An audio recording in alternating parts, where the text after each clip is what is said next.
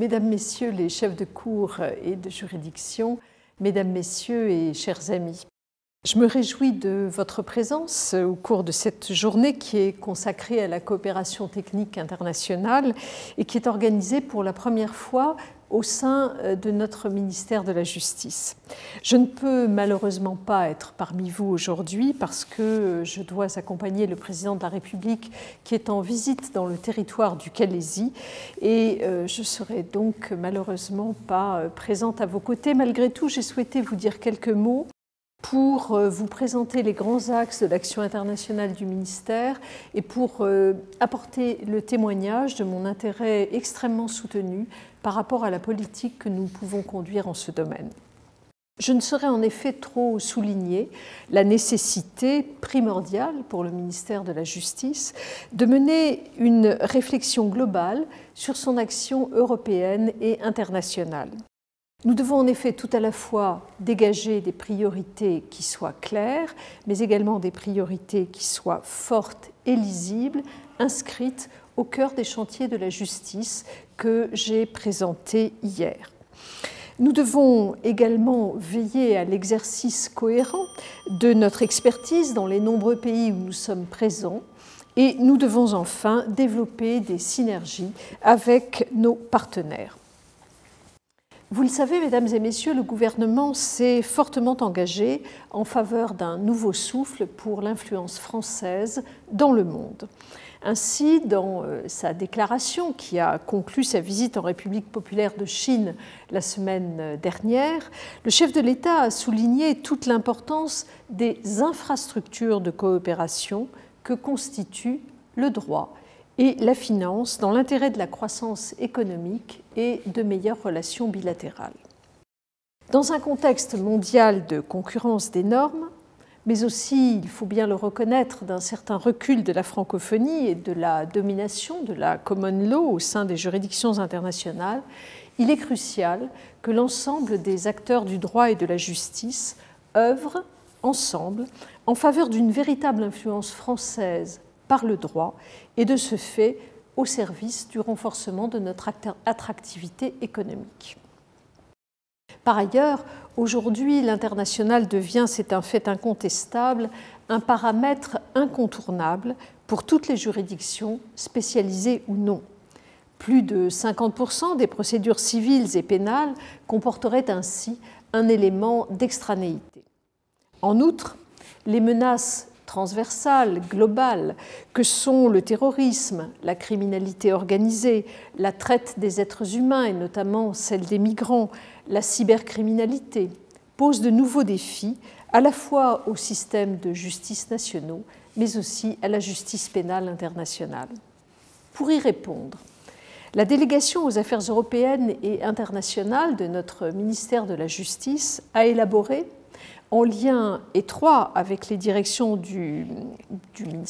directions du ministère et les autres institutions et partenaires, une stratégie de coopération internationale.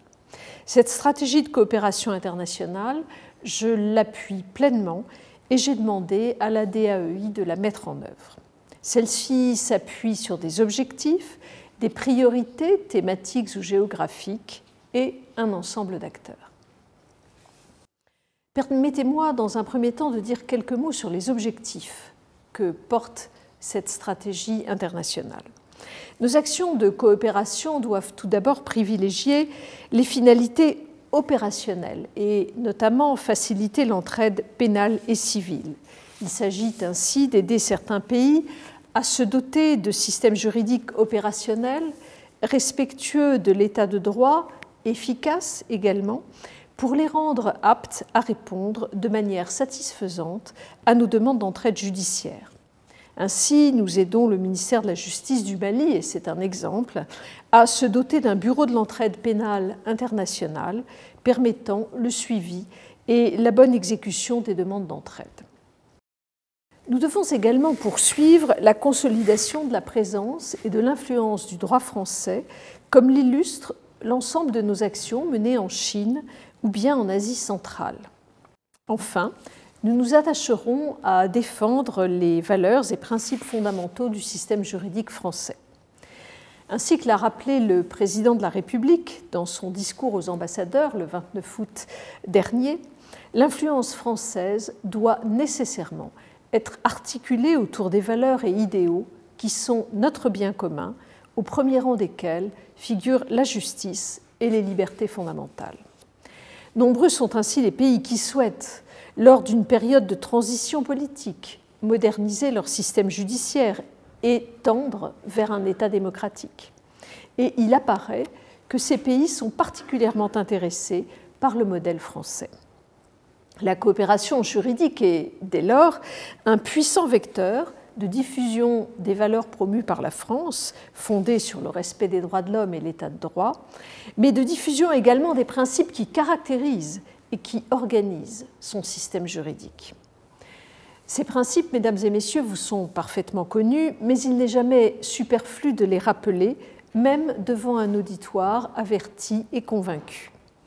Il s'agit, et cela n'est évidemment pas exhaustif, de l'indépendance de la justice, de la protection de la liberté individuelle par l'autorité judiciaire, de l'impartialité du juge, du caractère contradictoire de la procédure, des droits de la défense, de la motivation des décisions de justice, de la spécificité du droit des mineurs, guidé par une conception essentiellement protectrice et éducative de l'enfance, de l'individualisation des peines et de leur application, de la prise en charge adaptée des personnes détenues, de l'accès aux droits et de l'accompagnement des victimes d'infractions.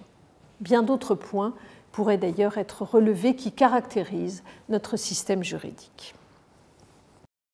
Avec sa stratégie de coopération internationale, le ministère de la Justice contribuera ainsi, dans la mesure de ses compétences et des objectifs qui lui sont assignés, à la diplomatie économique portée par le ministère de l'Europe et des Affaires étrangères.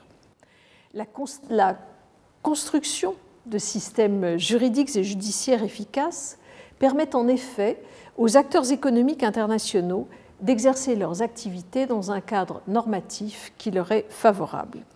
Voici donc ce qui s'attache à la définition de nos principaux objectifs et que je souhaitais rappeler devant vous. Pour répondre au mieux à ces objectifs, j'ai également souhaité dégager des priorités thématiques et géographiques. Quelles sont-elles ? Je ne les détaillerai pas toutes, mais j'aimerais mettre l'accent sur quelques-unes d'entre elles.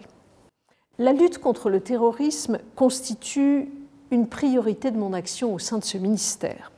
Au plan géographique, pour relever ce défi, nous déploierons un effort important vers les États du Sahel et vers nos voisins de l'Union européenne, avec lesquels nos liens sont particulièrement étroits et efficaces sur ce sujet.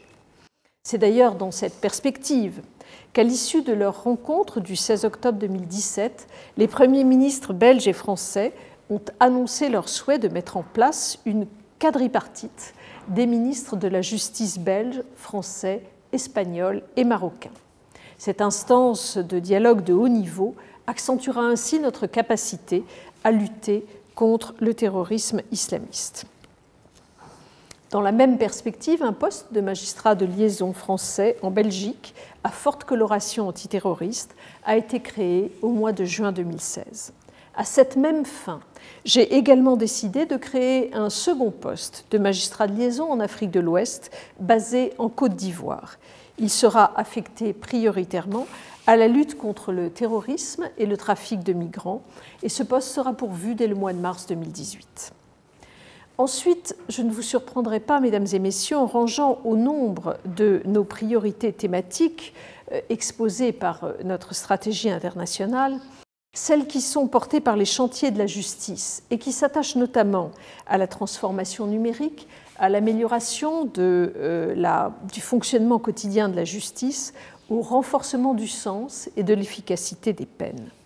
Ainsi, j'attacherai une vigilance toute particulière aux échanges que nous pourrons entretenir avec nos partenaires sur ces sujets au cours des déplacements que j'effectuerai lors de l'année 2018. Un mot enfin pour terminer sur les acteurs qui déploient ces priorités.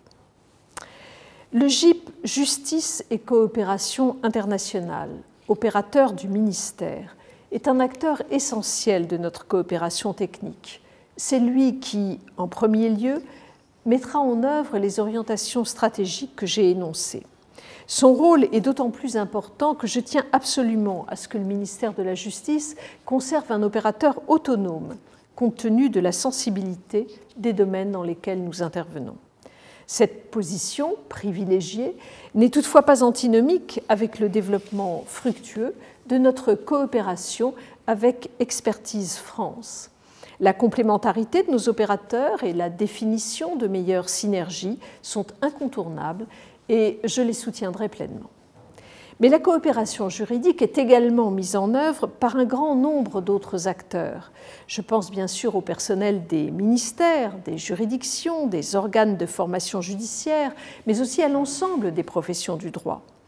Votre présence en nombre, aujourd'hui, témoigne de votre très forte implication, mais aussi de votre dynamisme que je salue ici. Tout cela contribue bien entendu à l'excellente réputation de votre expertise et à son rayonnement dans de très nombreux pays. Je vous remercie donc tous vivement pour votre engagement et vous adresse également tous mes vœux en ce début d'année 2018. Je ne doute pas que cette année sera riche, qu'elle sera fructueuse pour le développement de notre coopération juridique internationale à laquelle vous contribuez tous. Je vous remercie.